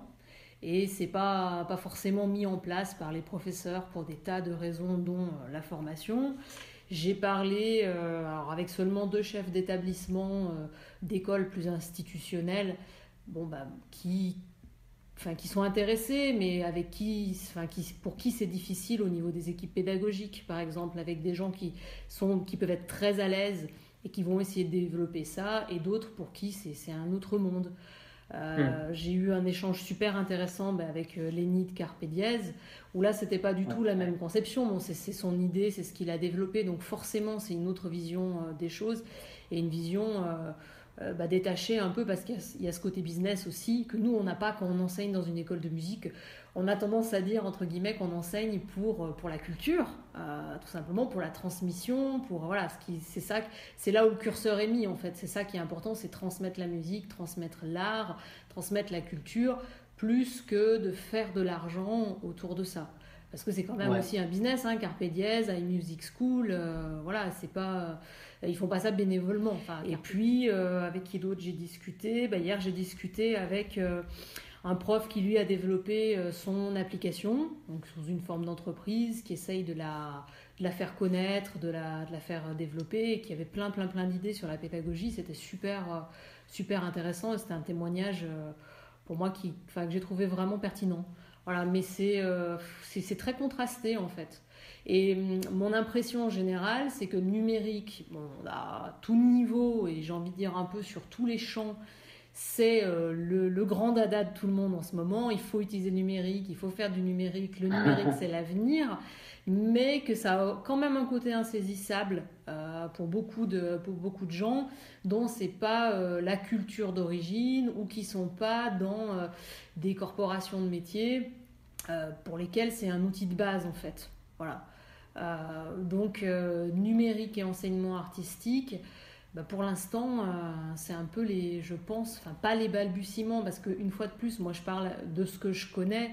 J'ai pas fait toutes les écoles en France non plus, c'est comme vous, mais de ce que je vois dans mon entourage, dans les structures dans lesquelles je travaille ou aux personnes à qui j'ai parlé, voilà, c'est en chantier, c'est très très en chantier, là où dans d'autres domaines, l'utilisation du numérique est certainement beaucoup plus développée. Parce qu'on en a vu la praticité plus tôt aussi, hein, peut-être tout simplement. Et puis, Ouais. parce que je crois aussi que dans l'enseignement musical, on aime bien être en direct avec l'élève ou les élèves. On a déjà l'instrument qui est déjà une première interface. Donc, rajouter l'interface d'un ordinateur, d'une tablette, rajouter tout ça, ça rajoute des choses en plus. Qui parfois sont peut-être pas considérées comme indispensables. Est-ce qu'on a vraiment besoin du numérique ou pas? Voilà, c'est beaucoup de questions qui ressortent. Voilà. Oui, oui, et là on revient dans une notion de il faut, on a besoin. Je pense que il y a pas de. La question est assez. Il y en a qui le voudront, il y en a qui le rejetteront, et puis c'est très bien comme ça. Hein. On n'a pas besoin d'être. On est dans un pays du compromis. Il faut toujours se mettre d'accord sur les lois qui sortent, etc. Je pense au mariage pour tous là, en me disant tiens, il faut tous être d'accord. Mais si on n'était pas d'accord et que c'était ok, ceux qui veulent le faire, ils le font, et les autres, pourquoi pas. Et là, je me dis, c'est pareil pour le numérique. Il y en a pour qui, moi, ça me correspond très bien, et je fais partie de cette génération qui a grandi, qui a connu l'explosion d'Internet, et en étant très jeune. Puis je suis heureux de le faire, d'utiliser ce média. C'est juste un média comme il y en a d'autres, et à nous de l'utiliser ou pas, en fonction de ce qu'on désire. Tout à fait. Mm. Super, c'était vraiment un plaisir. Et je vous invite à me dire que je puisse mettre en lien, donc je mettrai ça comme un podcast en ligne, et que je puisse mettre un lien vers votre chaîne YouTube ou votre site peut-être. Les personnes qui veulent voir ce que vous faites, vous Volontiers. pourrez mettre le site qui vous représente le mieux, ou celui que vous voulez voilà. Et le titre de votre mémoire, exactement aussi, le sujet peut-être. Alors le sujet, c'est révolution numérique et enseignement spécialisé de la musique. Quel impact sur les pratiques professionnelles? D'accord. Alors, a priori, c'est le titre définitif. Après, en fonction un peu de ce que je vais trouver et comment je vais agencer les choses dans mon mémoire, peut-être que je le reformulerai un peu, mais le sens est là, quoi. Ouais, d'accord. Je pense que je résumerai ça avec un titre un petit peu plus court qui résume bien la conversation qu'on a eue aujourd'hui. Super, c'était une très belle conversation. J'ai pas eu l'occasion de parler de ce type de sujet avec beaucoup de personnes. Pas sur la musique en tout cas. Souvent pour le développement personnel, mais pas pour la musique. Je vous remercie aussi parce que pour moi c'était super intéressant puis important de pouvoir avoir des témoignages parce que c'est pas toujours facile aussi de trouver des gens qui acceptent de donner un peu de temps et là c'est un temps assez long et puis qui sont aussi aptes à avoir une conversation de ce type. Voilà, les usagers standards qu'on peut croiser comme ça, c'est pas toujours facile. Si j'attrape un élève et que je lui pose des questions comme on s'est fait nous, voilà, on est bien d'accord. Donc, merci beaucoup. Et puis, on reste en contact. Du coup, je vous envoie le MP3 dans la foulée. Super, avec plaisir. Merci Marie-Aline. Merci, passez une bonne journée. À bientôt, au revoir. Au revoir.